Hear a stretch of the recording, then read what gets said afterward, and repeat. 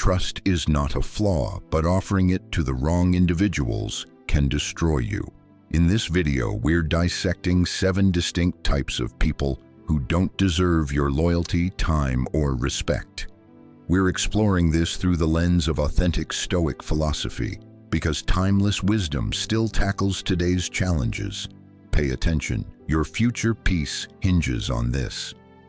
1. The morally flexible opportunist.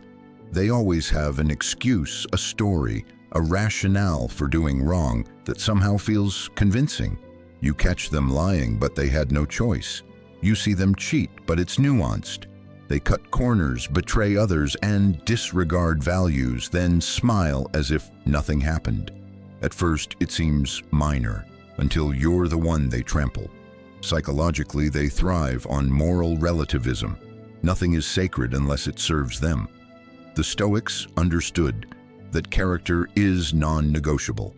If someone justifies deceit, betrayal, or exploitation to get ahead, they'll eventually turn on you. Seneca warned, "He who willingly does wrong invites ruin." When you notice someone breaking their word, dodging accountability, or betraying others, don't think you're exempt. You're not, you're next. People who bend values for convenience aren't clever, they're dangerous. They don't deserve your trust. 2. The charmer who never follows through. They're captivating, smooth, and witty. Everyone adores them. They say the perfect words, text at the right moment, and make you feel valued. But nothing materializes. Promises are made and forgotten. Commitments vanish, deadlines slip. They show up big, then disappear bigger. This is charisma-driven psychological manipulation. These people live off appearances, not integrity. Stoic philosophy values action over charm. Marcus Aurelius wrote, "Waste no time debating what a good man is, be one." The charmer does the opposite, all talk, no substance. They care about being liked, not building something real.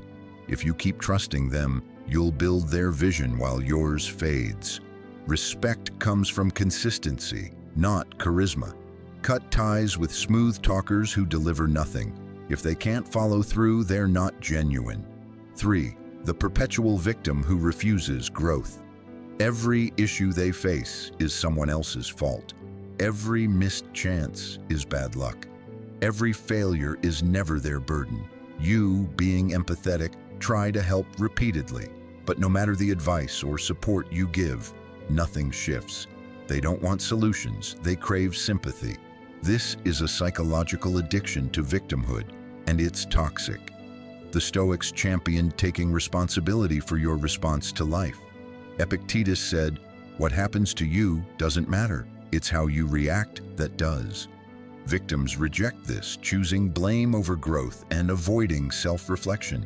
If you stay near them, their mindset will seep into yours, making the world seem unfair, powerless, hopeless. Guard your mind. Don't give time or respect to those addicted to helplessness. You can care without bearing their load. You're not their savior or therapist. 4. The success leech, who appears only when you're thriving. Where were they when you were struggling? Silent, absent, busy. But now that you're leveling up, getting healthier, or building something, they're suddenly here, wanting to catch up, grab lunch, offer support. What they really want is your status, your network, your energy. These are opportunistic feeders, not friends.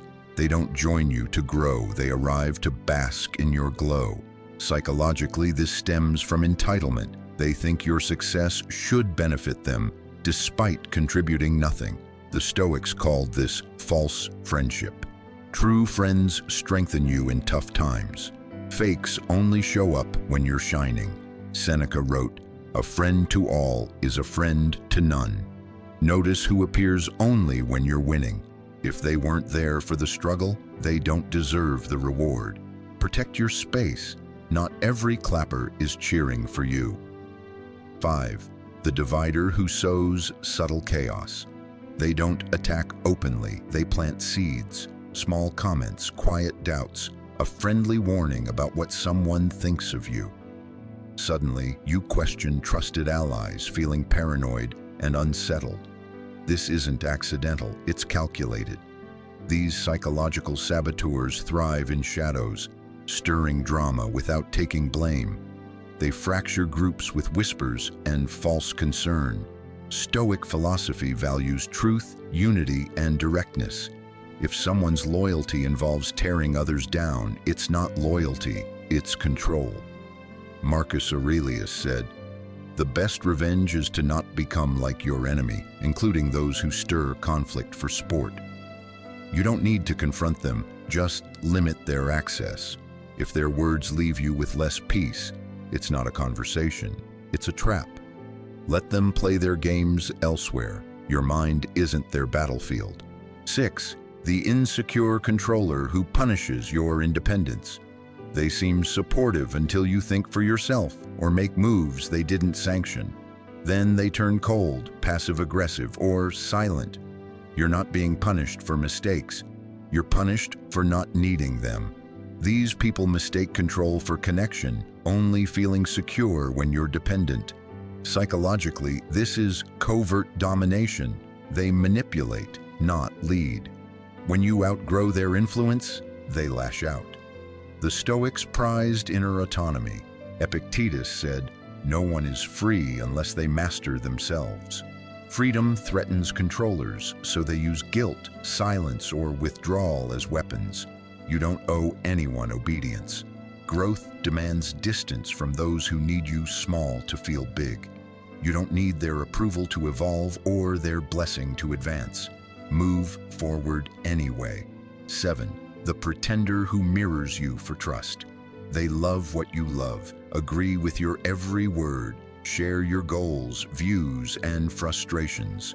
It feels like you found a soulmate, but it's not connection, it's strategy.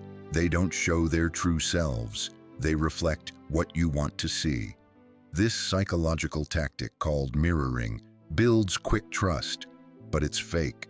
Once they get what they want, cracks appear. They ghost, shift, or flip, revealing the person behind the mask was never your ally.